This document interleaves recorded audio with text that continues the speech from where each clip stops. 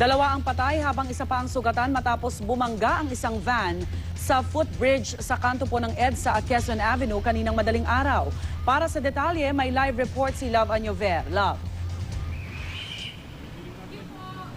Rhea, sa mga oras na ito ay natanggal na yung closed van na tumihaya or tumagilid nga dito sa ilalim ng footbridge ng Quezon Avenue. Yun daw pong sasakyan ay dadalhin po ng Camp Karingal at yung pong dalawang pahinante na idineklara po ng DPOS na dead on the spot ay wala na rin po dito sa area. No? Okay, Rhea, ipapaano lang natin, ay kukonfirm lang natin kasi may dalawang bersyon ng kwento dito sa nangyaring aksidente. Ayon kasi sa saksi kanina, yun daw pong nangyari rito ay meron daw pong nasaging taxi, yung closed van na ito. Kaya nagmadali ito, dahil hinabol siya, nagmadali daw siya. Ang isang bersyon naman, meron daw nasagi na pasahero, kaya naman hinabol din daw ito ng taxi.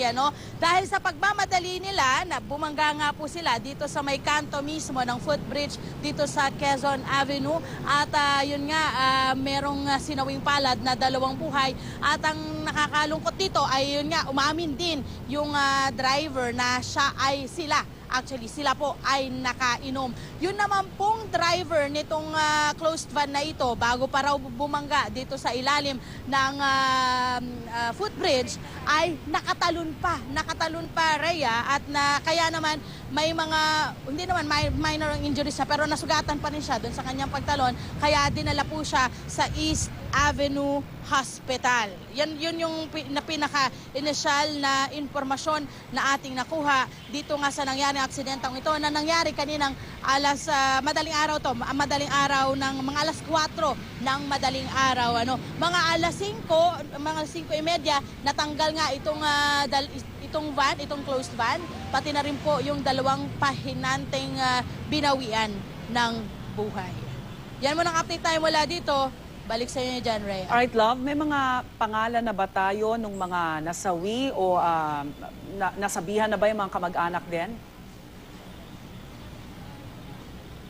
Walang ibinigay sa atin ng mga field investigator. Hindi pa nila makuha yung mga pangalan nitong mga nasabing mga namatay, Rhea. Maski yung driver ay hindi rin natin nakuha yung kanilang mga pangalan dahil wala rin maibigay yung mga field investigator at pati rin po yung mga rescue team na nagpunta rito sa area. Alright, may CCTV ba sa lugar, Love?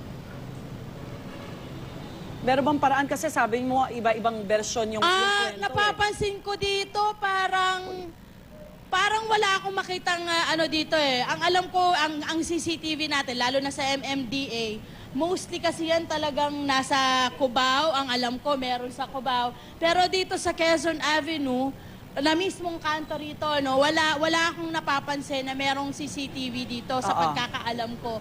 Ang meron dito sa may unahan papunta ng Welcome Rotonda area na, dito Correct. sa Quezon Avenue, sa pagkakaalam ko, bandang Welcome Rotonda, merong CCTV ang Metro Manila Development Authority. Yun ang pagkakaalam ko, Rhea. At sa may sa may Araneta Avenue, meron din po doon. Pero dito sa mismong kantong ito, wala akong alam.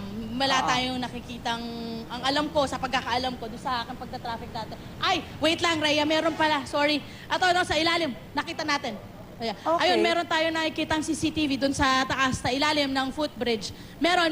So, posibleng nakuhanan ito ng Metro Manila Development Authority, yung pagkabangga nga nitong closed van dito sa footbridge nitong Quezon Avenue. Posible, Rhea, nakita lahat kung ano yung nangyari. Kasi di ba ang kwento, hinabol nga ng taxi at meron daw pong humabol pa na isang van. So, dalawa yung humahabol sa kanila. Kaya nga, gano'n na lang yung pagmamadali nung driver nitong closed van. Kaya dito kasi, Rhea, pag binigla mo itong liko, mabibigla ka talaga. Dahil makitid tong area na to eh. Pag liko mo dito sa North Avenue, makitid tong area na to.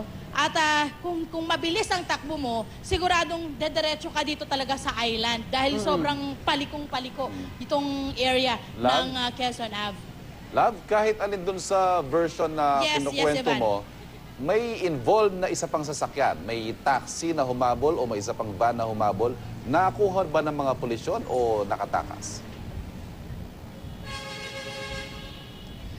Actually, yung sa taxi, no, ang nasabi lang sa atin ay nakausap lang sila rin ng mga reporters, ano, dahil parang siya yung nagbibigay nung version.